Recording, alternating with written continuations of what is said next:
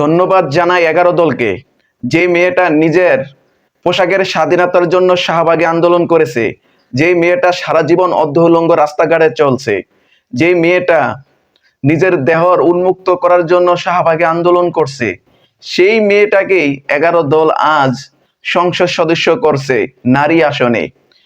এটা তো তারা ধন্যবাদ পাওয়ারই যোগ্য। তারা যে গুপ্ত রাজনীতি করে এটাই আরেকটি প্রমাণ।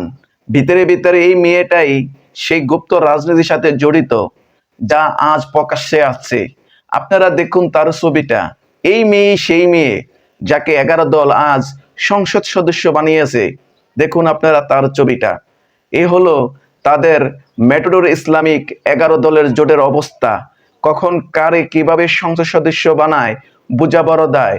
তারা যদি নিজেদেরকে ইসলামিক দল দাবি করে, তার থেকে শয়তানও হেসে হেসে এ দেশ থেকে আমার জায়গা দখল করে নিয়েছে 11 দল, তারাই আমার দায়িত্ব আজকের থেকে পালন করবে। এই কথা বলেই শয়তান পলাবে।